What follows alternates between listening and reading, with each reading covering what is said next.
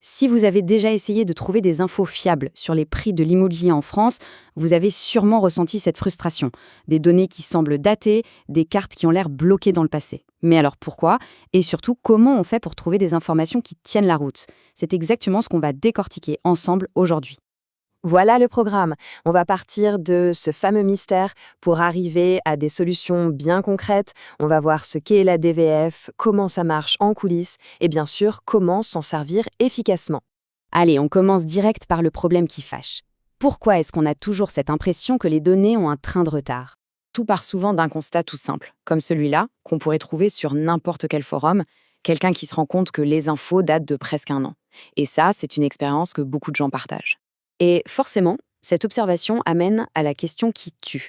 C'est un peu le cœur du problème. Est-ce que cet outil officiel est tout simplement laissé à l'abandon?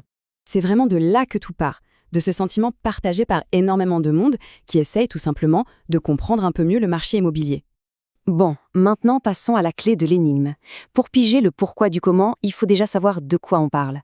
C'est quoi, au juste, cette fameuse DVF? Alors DVF, ça veut dire demande de valeur foncière.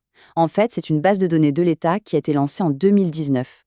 L'idée, elle est super simple, rendre le marché plus transparent en publiant les infos de toutes les ventes immobilières. Et attention, c'est pas un petit site amateur dans son coin, c'est la DGFiP, la Direction Générale des Finances Publiques, qui pilote tout ça. Les données, elles viennent directement des actes des notaires, donc question fiabilité, on est au top. Et qu'est-ce qu'on trouve là-dedans, concrètement? Eh bien, c'est une mine d'or. Le prix de vente net vendeur, la date exacte, l'adresse, la surface, le type de bien, bref, tout ce qu'il faut pour avoir une vision claire de la transaction. Ok, maintenant qu'on sait ce que c'est, voyons un peu comment ces infos arrivent dans la base de données. Parce que c'est précisément là que se cache l'explication des fameux délais.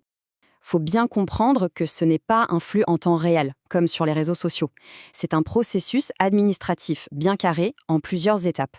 Le notaire enregistre la vente, ensuite l'acte est publié, et seulement après, la DGFiP traite et intègre ces données. Et bien sûr, chaque étape prend du temps. Et tout ce processus nous amène à un calendrier de mise à jour hyper précis. Il y a seulement 2 grosses mises à jour par an. Une en avril, qui intègre toutes les ventes jusqu'à la fin de l'année d'avant, et une autre en octobre, qui va jusqu'à fin juin de l'année en cours. Voilà pourquoi on ne trouve jamais la vente du voisin qui a eu lieu le mois dernier. Bon, maintenant qu'on a toutes les pièces du puzzle, on peut enfin résoudre le malentendu qui a tout déclenché. Et voici le moment Eureka.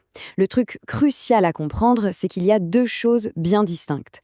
D'un côté, il y a les fichiers de données brutes, la source officielle, qui, eux, sont bien mis à jour en avril et en octobre, et de l'autre, il y a l'application, avec la carte, qui sert juste à visualiser ces données. Le décalage qu'on voit, il vient du fait que la carte, l'interface, n'est pas toujours actualisée en même temps que la base de données elle-même. Les données sont là, mais la vitrine, elle peut être en retard. Parfait. Maintenant qu'on y voit plus clair, la question logique, c'est comment on fait concrètement pour mettre la main sur ces précieuses infos? Alors, il y a plusieurs portes d'entrée. L'appli Etalab, c'est super pour jeter un œil rapide, se balader sur la carte. Pour ceux qui veulent vraiment creuser, il y a les fichiers bruts. Mais là, c'est technique. Il y a aussi Patrim, un autre service officiel pour des recherches plus ciblées. Et enfin, il y a des applications tierces qui font tout le travail pour nous. Elles prennent les données brutes les plus récentes et les rendent hyper faciles à utiliser, avec des filtres, une recherche par adresse, etc. Juste une petite mise en garde, un conseil d'amis. Si on tente l'aventure des fichiers bruts, il faut savoir qu'ils sont gigantesques. On parle de millions et de millions de lignes. Un logiciel comme Excel, par exemple, ne peut tout simplement pas les ouvrir. C'est ce qui rend les outils qui les préparent pour nous si utiles. Ok, c'est bien beau tout ça, mais une fois qu'on a accès à ces données, qu'est-ce qu'on en fait pour de vrai? Et c'est là que ça devient vraiment puissant. Avec ces données, on peut estimer la valeur d'un bien en se basant sur des ventes réelles, pas des estimations à la louche. On peut analyser la dynamique d'un quartier, voir si un prix affiché est cohérent, et donc négocier avec de bien meilleurs arguments. On peut même repérer des zones où les prix bougent. Bref, on passe d'un état de confusion à une position de force sur le marché. Tout ça nous amène à une dernière réflexion. Cette transparence, elle change complètement la donne. Elle réduit ce qu'on appelle l'asymétrie d'information. Alors la grande question pour la suite, c'est de savoir qui, au final, profite le plus de cette nouvelle accessibilité. Les acheteurs, les vendeurs, les agences, c'est une question ouverte qui va redessiner le marché immobilier de demain.